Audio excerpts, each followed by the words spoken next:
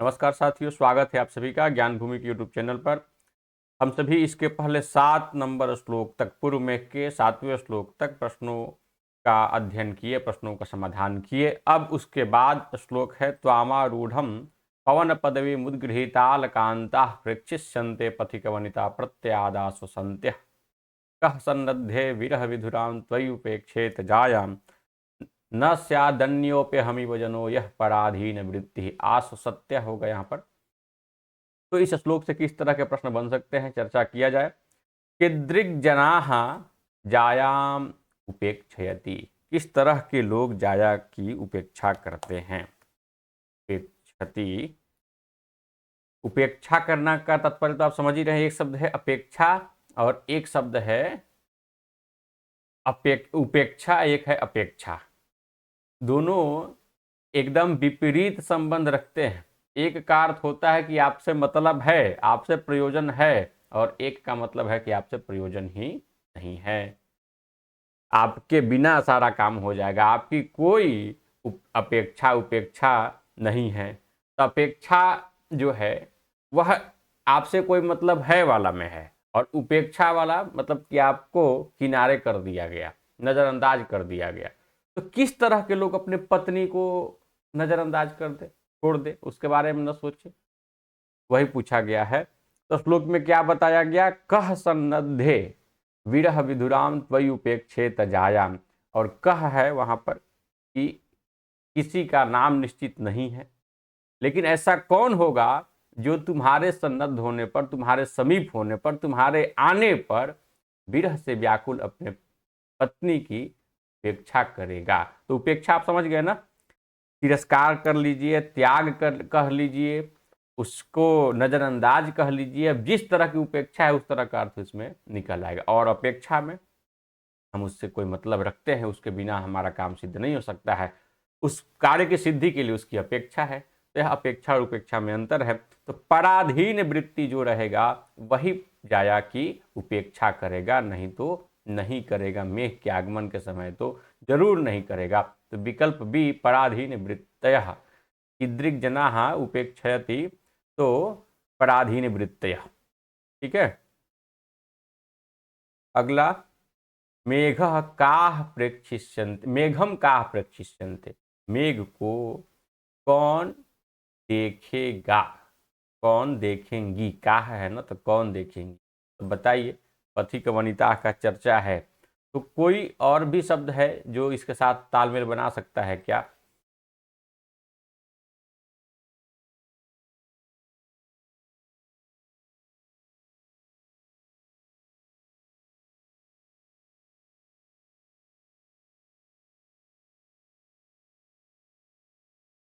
1 minute में दूसरा,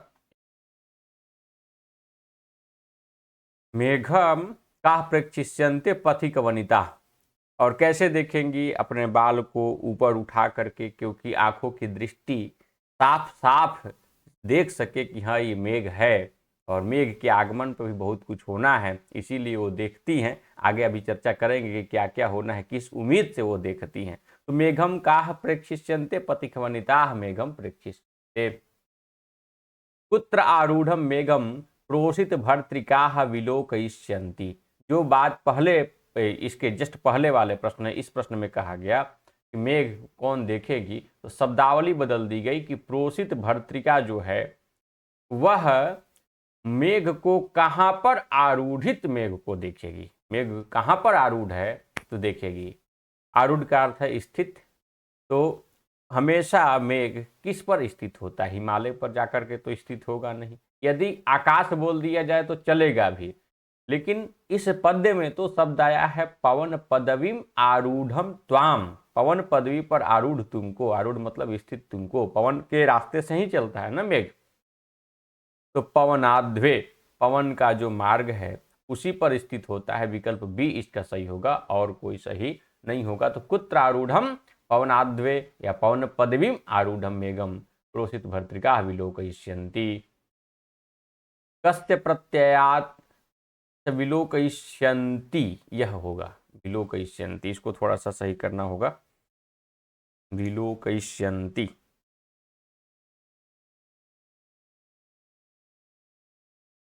पिछले वाले में भी शायद क्रिया रूप गलती है, पहले वाले में। आगे बढ़ें। कस्य प्रत्ययात पथिक वनिता मेघम प्रेक्षिष्यन्ते। हाँ, किसके विश्वास से, प्रत्यय का अर्थ है विश्वास से, किसके विश्वास से पथिक की जो वनिताएं हैं मेघ को देखेंगी। कस्य प्रत्ययात पथिक वनिता मेघम प्रेक्षिष्यन्ते, कुछ विश्वास है तभी देखेंगी, और वो विश्वास वर्णित है। उनका विश्वास क्या है, यह बात पद्य में भी नहीं लिखित है, व्याख्याओं में पढ़िए या अपने से कल्पना कर लीजिए कि पथिक की वनिताएं आखिर मेघ को देखेंगी तो क्यों देखेंगी, उसके पीछे क्या कारण है। उसके पीछे कारण है कि मेघ का आगमन हो गया है, तो अब प्रिय का भी आगमन होगा। इस विश्वास से आश्वस्त होकर, प्रत्ययात आशो सत्य लिखा है ना इस श्लोक में, देखिए प्रत्ययात आशो सत्य,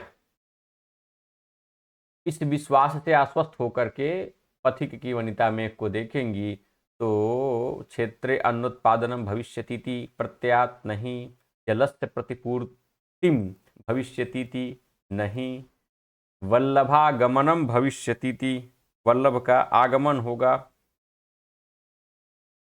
यही सही है, विकल्प सी इसका सही है, वल्लभागमनम भविष्यतीति। सुकोमल मार्गस्थ निर्माणम भविष्यतीति, ऐसा नहीं। कह सन्नद्धे विरह विधुराम इत्यत्र कह शब्देन निर्देशित। यहाँ पर इस पद्यांश में, इस पाद की जो पद्य की पंक्ति जो है, यह एक पाद है, उसमें कह का अर्थ क्या है। कह सन्नद्धे विरह विधुराम से कौन निर्देशित है, कोई दुबला पतला शरीर वाला, कि प्रिया के विलास का जो विज्ञ है वह, या धन के वियोग से जो युक्त है वह, इस सर्वैश्वर्य संपन्न है। तो वर्णन चल रहा है कि जो जिसके पास प्रिया है, जो प्रिया के विलास को जानता है, उस आनंद को जानता है, वह मेघ के आने पर अपने विरह से व्याकुल जाया की उपेक्षा नहीं करेगा। तो प्रिया विलास विज्ञ, प्रिय विलास विज्ञ, विकल्प बी इसका उत्तर सही होगा। 252 न स्यादन्योप्य न स्यादन्योपि अहमिव यह जनः पराधीन वृत्ति। तो इससे पाद की पूर्ति किससे करेंगे, अहम शब्द से। वही आप श्लोक की आवृत्ति करते रहेंगे तो इस तरह के प्रश्नों को आसानी से हल करेंगे। मेघालोके जायाम कह उपेक्षेत, मेघ के आलोक होने पर जाया को, पत्नी को कौन उपेक्षा करता है। तो क्या लिखा है, कह न स्यादन्योपि अहमिव यह जना पराधीन वृत्ति। हमारे जैसा जो दूसरे के अधीन वृत्ति वाला नहीं है, वह कैसे अपने पत्नी की उपेक्षा करेगा। इसका भावार्थ ये निकलता है कि कोई भी नहीं, मेघ के आलोक होने पर कोई भी जाया की उपेक्षा नहीं करता है। पराधीन वृत्ति हो तो बात अलग है, तो इसमें तो पराधीन वृत्ति की कोई चर्चा ही नहीं है। पूछा कौन करता है, तो कहेंगे कोई नहीं करता है। न कोपी यक्षः मनुष्यः आकाशः न कोपी। तो विकल्प डी, कस्मिन् सन्नद्धे सति जनाः मनमथाकुला भवन्ति। किसके सन्नद्ध होने पर, सन्नद्ध मतलब समीप होने पर, आने पर, नजदीक होने पर मनमथ से पीड़ित हो जाते हैं। मनमथ मतलब काम से पीड़ित हो जाते हैं।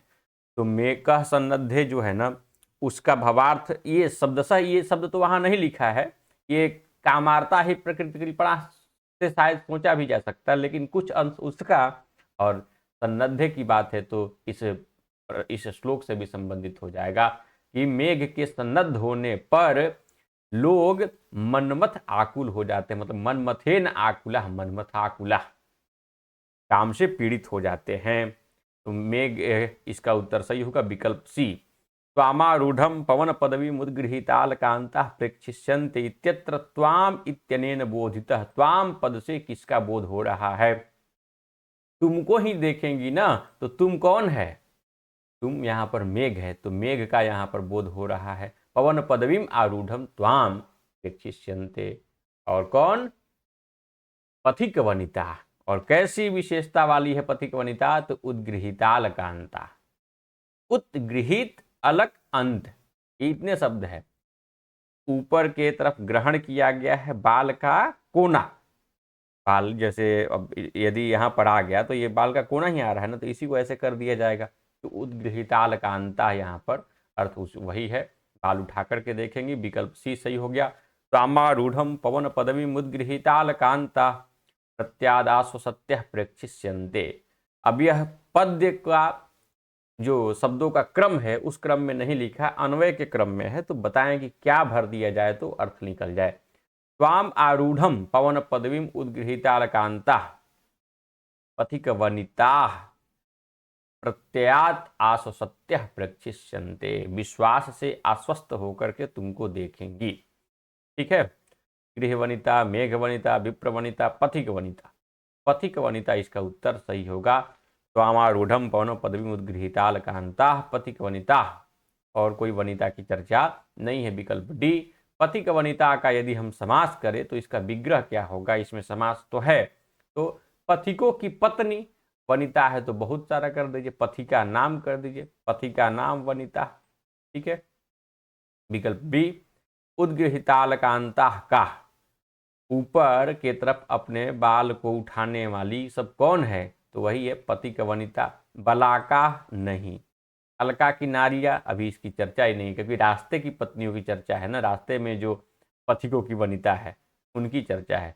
सिद्धांगना नहीं, विकल्प बी ही सही होगा। त्वयि सन्नद्धे अहमिव यह जनः पराधीन वृत्ति न स्यात्। यह वही प्रसंग है कि तुम्हारे सन्नद्ध होने पर मेरे जैसा जो पराधीन वृत्ति नहीं होगा वही अपने पत्नी की उपेक्षा करेगा, नहीं तो उसके अलावा कौन करेगा, कोई नहीं करेगा। अत्र त्वयि इत्यनेन बोधित, यहाँ पर त्वयि से किसका बोध हो रहा है, दशारण देश का कि कालिदास का कि मेघ का, तो मेघ का ही बोध हो रहा है कि मेघे सन्नद्धे अहमिव यः जना पराधीन वृत्ति न स्यात् ते न जाया उपेक्षेत। सह जाया न उपेक्षित। ठीक है, एक ही बात है ना, यह जना तो सह से ही करते हैं, सह जाया न उपेक्षित, जायाम। मेघ इसका उत्तर सही होगा। विकल्प सी विरह विधुराम इत्यस्य अर्थः भवति। विरह विधुराम शब्द का प्रयोग है पद में, तो क्या इसका अर्थ होना चाहिए, विधवा, विरहे चंचला, वियोगेन व्याकुला कि धैर्य युक्ता। तो विरह से जो विधुर, विरह से जो व्याकुल है, विरह से जो पीड़ित है, उसी को विरह विधुरा कहा गया है। विरह से पीड़ित पत्नी की उपेक्षा कौन करेगा, तो विरह विधुरा का अर्थ हो गया वियोगेन व्याकुला जाया। सी विकल्प सही। पवन पदवीम आरूढ़ मेघम प्रत्ययात आस सत्य का प्रेक्षिष्यन्ते। पवन पदवी पर आरूढ़ मेघ को विश्वास से आश्वस्त होकर कौन देखेंगी, तो वही पथिक के वनिताएं देखेंगी, पथिका नाम वनिता। ताह प्रेक्षिष्यन्ते, विकल्प डी सही है। किम सत्यम, सत्य क्या है, यक्षः प्रिया वियोगे व्याकुल, यह सत्य है क्या, यक्षिणी यक्षम पश्यति, यक्षिणी यक्ष को देखती है, नहीं ये तो सत्य नहीं है। मेघा केवलम धूमयुक्त, ये कैसे सत्य हो गया, वो तो चार से बना हुआ है। कामार्ता विचार शून्य न भवंती, वो विचार शून्य ही होते हैं, विचार शून्य न नहीं, विचार शून्य एवं भवंती। यक्ष प्रिया वियोगे व्याकुल, यही बात सत्य है।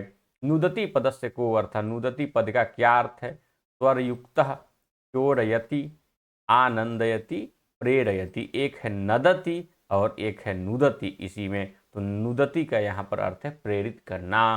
मंद वायु मंद मेघ को जिस तरह की आवश्यकता है वायु की, उस तरह से होकर के वह प्रेरित कर रहा है। मंदम त्वाम पवनः मंदम प्रेरयति नुदति, प्रेरयति विकल्प डी सही। कह मेघम मंदम नुदति, कौन मेघ को धीरे धीरे प्रेरित कर रहा है, तो पवन। मेघ संदेश आकाश नहीं, संदेश तो अभी नहीं प्रेरित किया है, संदेश तो लिया ही नहीं अभी, तो पवन यहाँ पर सही हो जाएगा। विकल्प ए। कह मधुरम नदति, वहां पर एक बोल भी रहा है, आवाज भी कर रहा है, तो कौन मधुर आवाज कर रहा है, चातक। सगर्वः, सगंधा लिखा है ना, एकदम गर्वीला गंभीर आवाज में चातक जो है कि वहां पर आवाज कर रहा है। विकल्प बी सही होगा। ये दोनों शुभ शकुन है। ठीक है, एक वायु की प्रेरणा, वायु प्रेरित कर रहा है, वह भी अनुकूल बात है, और चातक बोल रहा है गंभीर वाक्य, ये वचन शब्द, वो भी शुभ शकुन है। चातक इसका उत्तर सही होगा। बलाकाः कस्य परिचयात आबद्ध माला भवंती। बलाकाएं जो हैं कि किसके परिचय से पंक्तिबद्ध होंगी, आबद्ध माला, बध जाएंगी पंक्तियों में, अर्थात एक लाइन से एकदम चलेंगी। मेघालोकस्य प्रियागमनस्य कि गृहवासस्य कि गर्भाधान समयस्य। तो देखिए भैया, जो वर्णन है उसमें तो यही कहा गया है कि गर्भाधानक क्षण परिचयात नूनम आबद्ध माला। ठीक, इस श्लोक में भी हम कुछ प्रश्नों को देख लेंगे, पूरा तो नहीं देखेंगे, लेकिन अभी देखते हैं कितना देख पाते हैं। समय थोड़ा सा आगे बढ़ रहा है। एक अगला कार्य है, तो बलाका कस्य परिचयात आबद्ध माला भवंती। लेकिन मैं इस वीडियो को छोटा जरूर करूँगा, उसके बावजूद भी आप लोगों को इस वीडियो का दूसरा पूरक भाग दे करके आज का कोटा पूरा करूंगा। मेरा जो लगभग टारगेट है कि 70 से 80 प्रश्न हम लोग देखें, वो पूरा करेंगे। नहीं तो फिर जल्दी नहीं ना हो पाएगा। हम यदि महीना 1.5 महीना मेघदूत में ही लगा देंगे तो फिर क्या फायदा। और 80 देखेंगे सामान्य दिन में, जिस दिन कुछ समय मिल गया, कोई अवकाश वगैरह है, तो उस दिन बहुत अच्छे तरीके से कर लेंगे, कहीं बाहर नहीं जाना हुआ तो। बलाका कस्य परिचयात आबद्धमाला भवंती, तो गर्भाधान के समय से परिचित होकर के पंक्तिबद्ध हो जाती हैं। गर्भाधान समय उत्तर सही होगा। कीदृशः चातकः मेघम नदति, किस प्रकार का चातक मेघ। मेघम नदति तो सही नहीं होगा, आवाज कर रहा है ना, तो वहां प्रेरित तो अर्थ है नहीं कि तुमको प्रेरित कर रहा है। कीदृशः चातकः नदति, यही इसको सही मान करके चलिए। कीदृशः चातकः नदति सगर्व। हाँ, कीदृशः चातः मेघस्य वामे नदति बोला जाता तो ठीक है, वो चल जाता। मेघम नदति नहीं, मेघ कोई कर्म ही नहीं है, मेघम को हटा दीजिए। सगर्व है उत्तर सही होगा। का गर्भाधानक क्षण परिचयात आबद्ध माला जाता, कौन गर्भाधान के क्षण से परिचय से आबद्ध माला हो गई हैं। बलाका, इसको घुमा फिरा कर पहले पूछा गया, लेकिन इसमें शैली अलग है। बलाका इसका उत्तर सही हो जाएगा। चातक मेघ दीप्ति नहीं। आबद्धमाला अत्र समासः वर्तते, आबद्धमाला में समास पूछा जा रहा है कि क्या है। यहाँ पर मेघा जो शब्द है ये स्त्रीवाचक नहीं है। हालांकि चलिए, आपको कंफ्यूज करने के लिए रखा जा सकता है कि मेघ का क्या मेघा भी होता है क्या, तो वो स्त्रीवाचक नहीं है, तो उसको चेंज किया जा सकता है। अब इसमें देखिए आबद्धमाला, आबद्धमाला, आबद्धा माला, यही यही नहीं, या भी आबद्धा माला या भी ताह, बनाई गई है पंक्ति जिनके द्वारा वे सभी कोई स्त्री। तो बहुब्रीहि समास यहाँ पर होना चाहिए। आबद्धा माला या भी ताह, बहुब्रीहि समास।